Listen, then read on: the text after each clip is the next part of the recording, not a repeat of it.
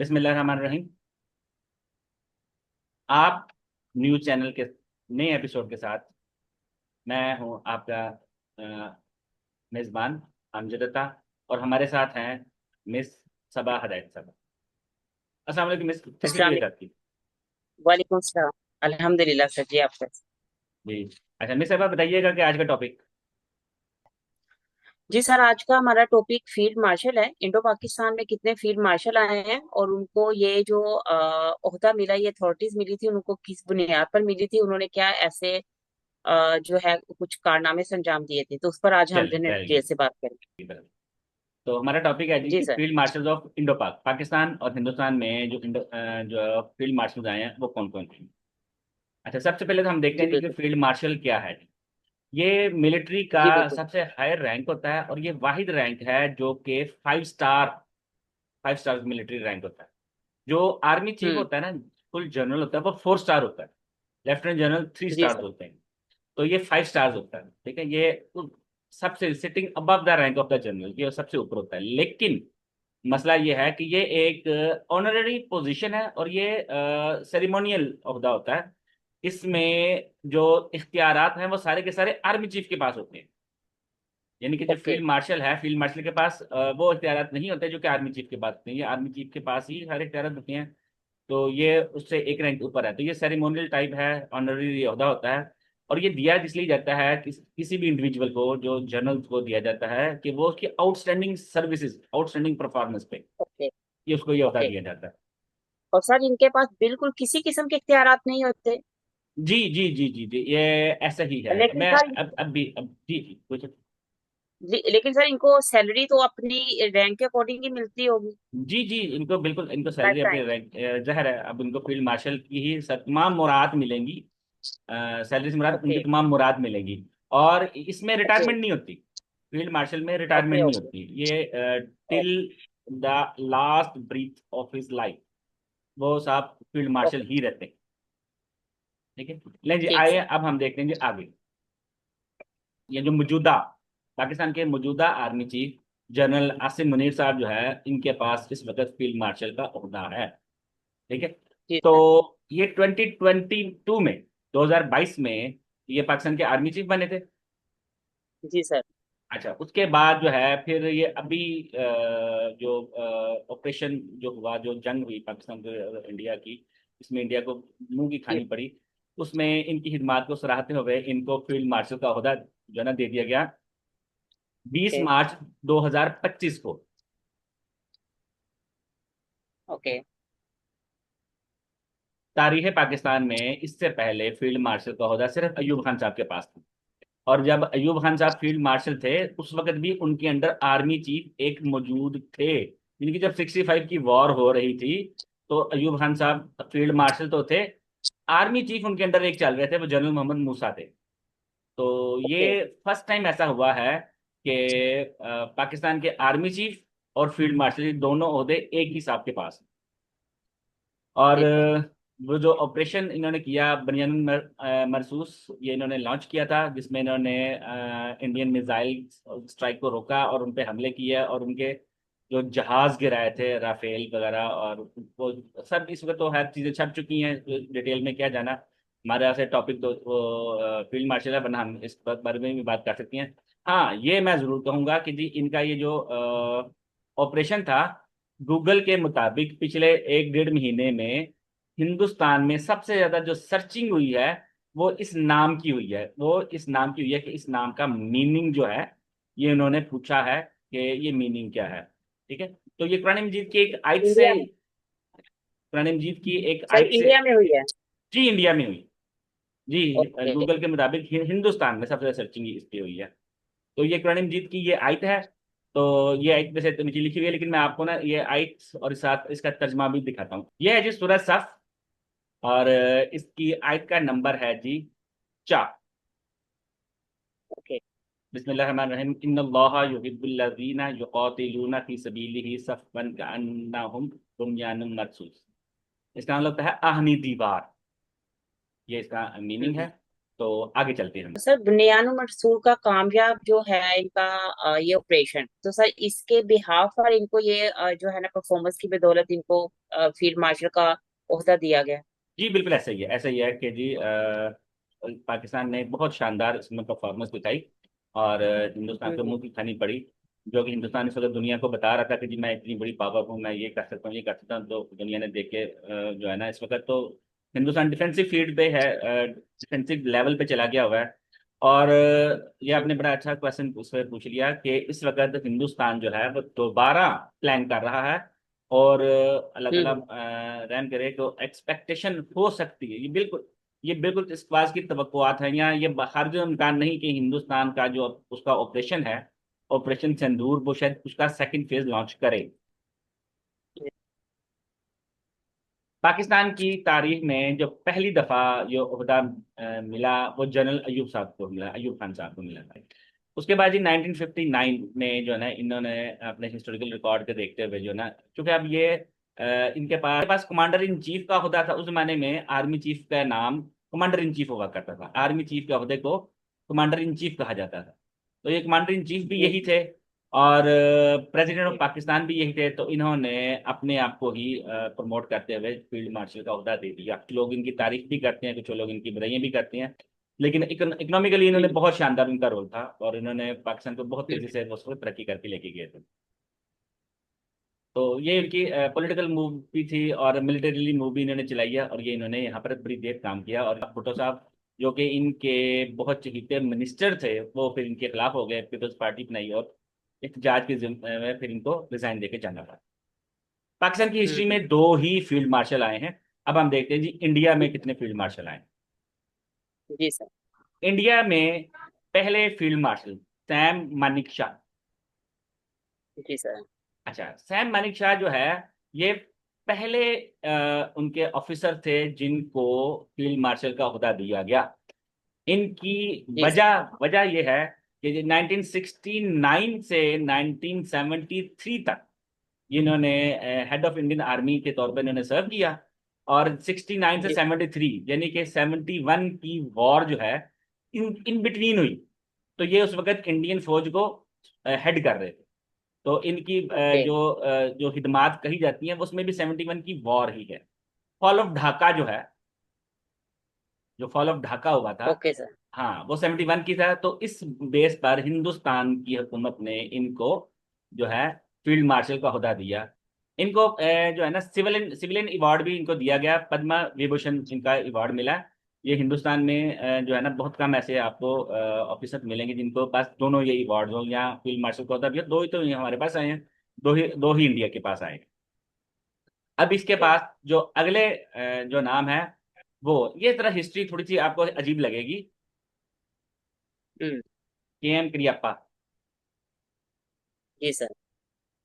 ये जब 1947 48 की जो वॉर चल रही थी ना, ये उस वक्त इनके हेड थे। लेकिन कमाल ये ओके। है कि इनको प्रमोशन दी गई 1986 में। ये रिटायरमेंट हो गई, हम्म। इनकी रिटायरमेंट हो गई, ये जा चुके हैं। काफी देर गुजर गई, तो उसके बाद जाकर ना फिर इंडियन गवर्नमेंट को 86 में याद आया कि जी हमने अपने स्टाफ को जो है फील्ड मार्शल का ओहदा देना है। तो इनको उस वक्त फील्ड मार्शल का ओहदा दिया गया। और ठीक है। कमांडर इन चीफ था। और रीजन क्या थी जी? रीजन ये थी कि 1947 48 की वॉर में इन्होंने जो हिंदुस्तान के लिए खिदमत सर अंजाम दी है, उस पर इनको फील्ड मार्शल का ओहदा दिया गया। अच्छा, अब दो। तो सर दिया 96 में क्या, या भी जी खिदमत जी जी इन्होंने जी 47? यही तो मैं बता रहा हूँ कि ये बड़ी अजीबोगरीब हिस्ट्री है कि हिंदुस्तान ने ये बड़ी लेट जाके दिया। हालांकि वो जो पिछले बताया मैं अभी मानिक शाह, वो तो इनके बाद आए थे, लेकिन उनको पहला ओहदा मिल गया। ये इनको बिल्कुल बड़ी देर बिल्कुल। के बाद जाकर ओहदा दिया गया, जबकि रिटायरमेंट हो गई, इनकी जा हम्म। चुकी थी, खत्म हो चुकी थी इनकी सर्विस। हम्म। ठीक है। अच्छा, अब जो हैरानकुन बात बता लूंगा, यहाँ तो ये ये जो मैं आपको बता रहा हूँ ना, ये चार नाम जो है, जब ये फील्ड मार्शल का ओहदा दिया गया था जनरल आसिम मुनीर साहब को, तो उस वक्त कुछ इंटरनेशनल न्यूज़पेपर ने ये चीजें छाप दी थी। तो हमारे तुम्हें सारे मीडिया में ये बातें आती रही। एक खसूसी नाम जो है, जो कि इंटरनेशनल मीडिया ने नहीं छापा, वो हमारे भी मीडिया ने नहीं छापा, मैं उसका बारे में जिक्र करने लगा हूँ। वो कौन है? जी सर। ये है जी, ये फील्ड मार्शल है जी, जॉन एक्निक। जी सर। अच्छा, ये ब्रिटिश आर्मी ऑफिसर थे। जी जी ये जब इंडिया पाकिस्तान की जब तख्लीक हुई, जब creation of Pakistan and India, जब पार्टीशन हुई, उस वक्त ये ज्वाइंट, ये ब्रिटिश इंडिया के ये फील्ड मार्शल थे। जब दोनों मुल्क जी जी बन गए तो ये दोनों मुल्कों के कंबाइन फील्ड मार्शल थे। ये मैं कंफर्म जी रिकॉर्ड दे जी। रहा हूँ आपको, दोनों मुल्कों के कंबाइन फील्ड मार्शल थे। और इनको ओके फील्ड मार्शल का ओहदा दिया गया इसलिए कि इन्होंने सेकेंड वर्ल्ड वॉर में बहुत अच्छा काम किया। ओके। हाँ, सेकेंड वर्ल्ड वॉर में इन्होंने बहुत अच्छा काम किया ब्रिटानिया की तरफ से। और ये अपॉइंटेड भी इधर ही थे। इनको, इनकी खिदमात के बेस पर इनको फील्ड मार्शल में प्रमोट कर दिया गया। उसके बाद फिर जो है ना पार्टीशन हो गई। तो पार्टीशन से पहले ही ये फील्ड मार्शल थे, तो पार्टीशन के फौरी बाद जो है ना इनके पास फील्ड मार्शल का ओहदा रहा। अच्छा, अब इनके जी नाम के साथ एक बहुत ही अ, चलिए एक मिनट, मैं बाद में बताता हूँ।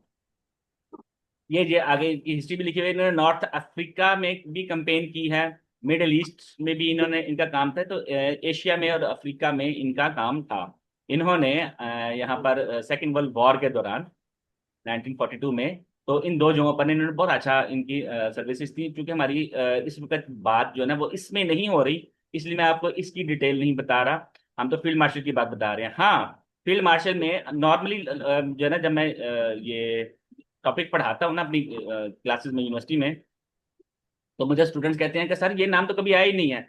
मैं कहा जी इनके साथ हम्म। एक बहुत ही इंपॉर्टेंट वाक्य अटैच है, मैं आपको वाक्य बताता हूँ।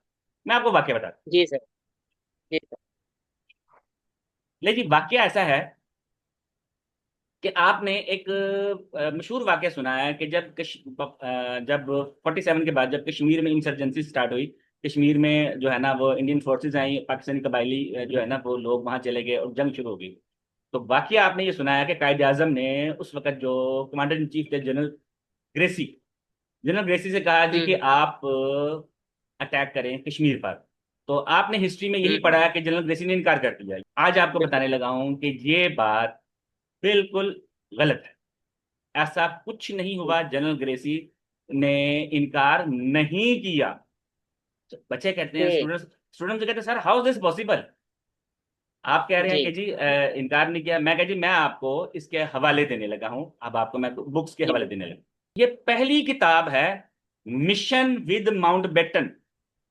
ये पहली किताब है, बहुत पुरानी किताब है, बहुत पुरानी किताब है। इस जी किताब जी। में बाकायदा इंटरव्यू छपा था जनरल ग्रेसी का, और जनरल ग्रेसी से पूछा गया था कि सर आप के बारे में है कि जी आपने कायद आजम का हुक्म मानने से इनकार किया। उन्होंने कहा जी नहीं, ये गलत बात है। इन्होंने इस पे कंफर्म इनकार किया कि जी ऐसा नहीं हुआ। ये मैं आपको बुक का नाम और बुक की पिक्चर भी सर। बता रहा हूँ। जी, जी ठीक हो गए। ये जी जनरल ग्रेसी साहब, ये जनरल डगलस ग्रेसी है। और ये हैं जी उनके एडीसी। उस वक्त इनका नाम था जी कैप्टन वजाहत। ये बाद में मेजर जनरल के ओहदे से रिटायर हो गए। तो मैं आपको बताता हूँ इनकी किताब, इनकी लिखी हुई बुक। जी मैं अभी दिखा, memories of a soldier 1947, before during after, major general Syed Wajahat Hussain. ये उस जमाने में पहले कैप्टन थे, बाद में मेजर बने।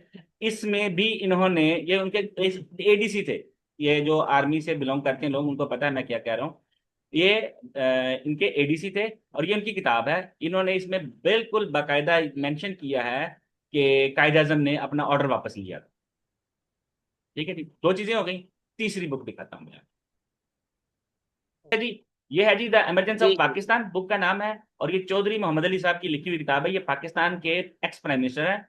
जब 1956 में, 1956 में जब पाकिस्तान का पहला आइन बिल्कुल। अप्लाई किया गया, तो ये उस वक्त प्राइम मिनिस्टर थे। ये इनकी बुक है। जी सर। इस बुक में भी उन्होंने यही मेंशन किया है कि कायद आजम ओके। ने अपना ऑर्डर वापस लिया था। जनरल ग्रेसी ने ऑर्डर की खिलाफ वर्जी नहीं की है। अच्छा, अब क्वेश्चन ये है कि कायद आजम ने ऑर्डर वापस क्यों लिया। अब हम हम्म। आते हैं अपने वापस टॉपिक। कायद आजम ने अपना ऑर्डर जो वापस लिया था वो इन जनरल साहब के साथ जब उनकी टेलीफोनिक बातचीत हुई थी, उस पे उन्होंने अपना ऑर्डर वापस लिया था। उन्होंने कायद आजम को कन्विंस किया था कि जिस वक्त आप दोनों मुल्क जंग में ना जाएं तो ज्यादा बेहतर है। ये जो ये जनरल फील्ड मार्शल साहब हैं, इनके साथ ये इतना बड़ा वाकया अटैच है। लेकिन अनफॉर्चुनेटली हमारी हिस्ट्री में ये इनके बारे में ये चीज बताई ही नहीं गई कि जी इन्होंने उस वक्त जो है ना मुमकिन जो दोनों मुल्कों की डायरेक्ट कन्फ्लिक्ट था वो उसको वो रुकवा सकते थे। और दोनों कन्फ्लिक्ट था वो होने नहीं दिया। अच्छा ठीक है। और इनका एक और बड़ा जी कारनामा वो बिल्कुल। ये है कि ब्रिटिश आर्मी की डिवीजन करने में इन्होंने बहुत बड़ा रोल प्ले किया था। जाहिर है ब्रिटिश इंडिया में एक ही आर्मी थी। जब दो मुल्क बन गए, एक पाकिस्तान और एक हिंदुस्तान, तो ब्रिटिश इंडियन बिल्कुल आर्मी सर। को दो हिस्सों में डिवाइड किया गया। तो इसमें भी इनका रोल था, लेकिन कुछ अरसे में जब इन्होंने अपना काम कंप्लीट किया तो फिर ये वापस बरतानिया वापस चले गए। तो चूंकि आप अक्सर कहती होती हैं कि जी हमारे मीडिया पे कई हम्म। बेशुमार ऐसी चीजें हैं जो कि नहीं आती, तो उस बेस पे फिर मैंने सोचा कि हमें फिर वाकई इस तरह की ना चीजें ढूंढ कर बिल्कुल लानी सर। चाहिए, ऐसी हिस्ट्री जो कि वाकई जो है ना हमारे पास मौजूद जी है। और इंशा। ये मैं अक्सर अपनी क्लास में ये चीजें बताता हूँ स्टूडेंट्स को, रिसर्च के स्टूडेंट्स को बताता हूँ कि जी ये चीजें ऐसी हुई हैं। ठीक है। तो ये है जी हमारे टोटल फील्ड मार्शल। वैसे इसके अलावा भी जी बेशुमार फील्ड मार्शल्स दुनिया में आए हैं। बेशुमार कंट्रीज में आए हैं, अमेरिका में भी हैं, यूके जी में सर। भी हैं, सऊदी अरब में भी हैं। ये बड़ी लंबी लिस्ट है, बड़ी लंबी लिस्ट है। हर मुल्क में इन्होंने फील्ड मार्शल बनाए हैं, लेकिन ये हम्म। एक ऑनरेरी ओहदा है और सेरेमोनियल हो। जी तो और कोई क्वेश्चन मिस है आपका? जी। जी सर, ये इस ओहदे का मकसद क्या है सर? जस्ट उनको एक हाईलाइट करना पूरी जी आर्मी जी से? जी। क्योंकि हम ऐसे ही। देखते हैं कि एक आर्मी है सर, उसका तो काम ही यही है कि वो जो है बॉटम ऑफ द लाइन पर जाकर अपनी स्ट्रगल को जो करे। उनकी तो जी लाइफ जो है आर्मी की, चाहे हम्म। किसी भी स्टेट की हो, तो सर उनका तो काम ही के सर्विसेज देना। तो ऐसी क्या उनकी जो है वो कारनामे इस हम हाईलाइट कर देते अच्छा, उसमें ऐसा है कि ब्रिटिश हैं में इसका। तो स्पेशली ब्रिटिश में तो इन्होंने कई अपने प्रिंसेस को भी, प्रिंस को, कई अपने शहजादों को भी ये ओहदे दे दिए हुए हैं। कई बादशाहों को भी ये ओहदे उन्होंने कन्फर किए हुए हैं। तो इसी तरह हमारे मिडिल ईस्ट में चले जाएं, तो अभी लास्ट जो हम बातचीत कर रहे थे ना उसमें एक, चले मैं एक नाम ले देता हूँ, बशारुल असद। उसने अपने आप को जो है ना फील्ड मार्शल का ओहदा दिया हुआ जी जी। था। अब होता ये है कि आम आदमी को आप फौज में ओहदा देंगे तो ये मुमकिन नहीं है, ये बड़ा प्रॉब्लम हो जाएगी। तो वो क्या करते हैं जी, वो फील्ड मार्शल का ओहदा एक रख देते हैं। हम्म। ये उनका हेड बन जाते हैं साहब। और जो है ना लेकिन इख्तियारात इनके पास कोई नहीं होते। आर्मी के तमाम ऑपरेशन के जो इख्तियारात होते हैं वो आर्मी चीफ के पास होते सर ये रिटायर्ड भी नहीं होते तो क्या इनको इनके पास अथॉरिटीज भी नहीं होती? तो फिर इसका मकसद क्या है? मुझे वो नहीं समझ आ रहा। हैं। तो मैं तो है मिसबा कि ये जस्ट एक एजाजी होता है। सही है ना कि ओके। आपने सुना होगा कि बेशुमार ऐसे लोग हैं जिनको एजाजी पीएचडी की डिग्री दे दी जाती है कि हम्म। ये इन्होंने पीएचडी की नहीं है लेकिन इनके पास इतना नॉलेज है कि ये पीएचडी के बराबर है। तो कहा जाता है कि जी ये इनके पास इतनी अथॉरिटी है या ये इतने काबिल हैं कि ये काम कर सकते हैं। लेकिन चूंकि आर्मी का जी सेटअप जो है ना वो बड़ा जो है ना एक कॉम्प्लिकेशन होती है, और उसमें बड़ी सिस्टमेटिकली पूरा उनका निजाम चल रहा होता है, उसमें बाहर से बंदा लाके बिठाने के लिए ना वो सिस्टम डिस्टर्ब हो जाएगा। इसलिए इसको हेड पे बिठा देते हैं, ठीक है ये ठीक। आप इंजॉय करें, आर्मी हम नीचे चलाते रहिए। ठीक हो गया सर, ठीक हो। Okay sir. ठीक है। लें जी, इस दुआ के साथ हम इस दुआ के साथ अपना आज का ये सेशन खत्म करते हैं कि अल्लाह ताला मुसलमानों और स्पेशली पाकिस्तानियों की तमाम मुश्किलात को आसान करे। और सब लोग अपने अपना बहुत ज़्यादा ख्याल रखिएगा। अगले एपिसोड तक इजाज़त। पाकिस्तान जिंदाबाद।